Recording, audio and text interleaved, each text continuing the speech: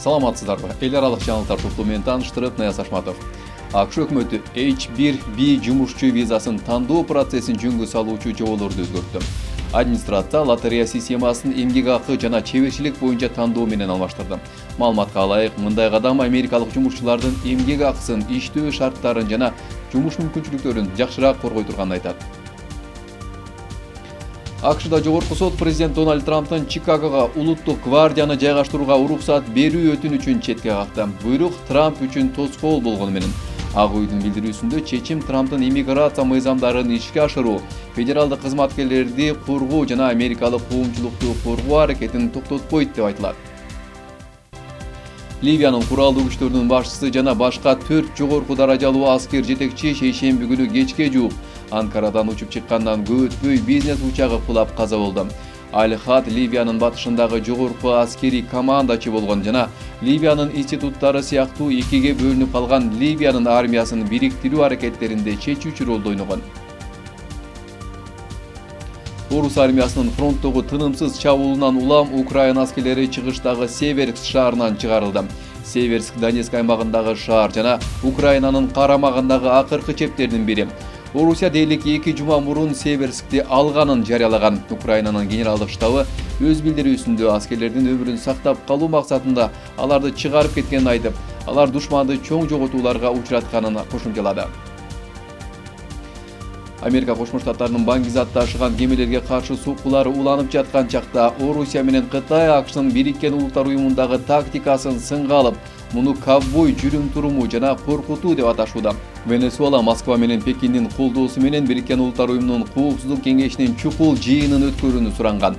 Орусиянын Бириккен Улуттар уюмундагы элчиси АКШнын аракеттери эл аралык укуктун бардык негизги нормаларына каршы келерин айтып, АКШ келечекте Латын Америкасынын бардык дос эмес мамлекеттерин бутак алышы мүмкүн экенин эскертти.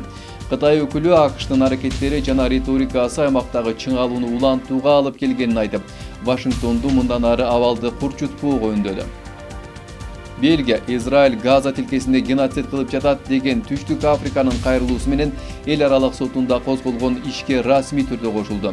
Шейшемби күнкү билдирүүсүндө эл аралык сот Бельгия ишке кийлигишкени тууралуу декларация тапшырганын жарыялады. Буга чейин Бразилия, Колумбия, Ирландия, Мексика, Испания жана Түркияда бул жараянга кошулган. Франциянын мыйзам чыгаруучулары келерки жылдын бюджети боюнча макулдаша албагандан кийин өкмөт январь айына чейин иштеши керек деген мыйзам долбоорун акыркы мүнөттөрдө кабыл алышты. Мыйзам парламенттин төмөнкү палатасы тарабынан шейшемби күнү кечинде кабыл алынгандан мурда аны Сенат шейшемби күнү кечинде кабыл алган. АКШнын федералдык байланыш комиссиясы улуттук коопсуздукка коркунуч келтирип жатат деген жүйө менен чет элдик дрондордун бардык жаңы үлгүлөрүн жана негизги тетиктерин импорттоого тыюу салды. Бул кадам кытайлык дрон жасоочуларды АКШдагы жаңы дрон моделдерин бекитүүгө бөгөт коет. Бул чечим Вашингтондун Кытайда жасалган учкучсуз учактарды куугунтуктоодогу олуттуу күчөгөнүн билдирет. Аталган кызмат буйрук буга чейин бекитилген же керектөөчүлөр тарабынан мурда сатып алынган дрондорго таасирин тийгизбейт деп билдирди. Amazon'дун өзүн өзү башкаруучу бөлүгү Zoox кооптуу жол кырдаалын жаратышы мүмкүн болгон автоматташтырылган айдоо системасындагы программалык мүчүлүштүктөн улам Кошмо Штаттарындагы 332 унааны артка чакыртып алууда.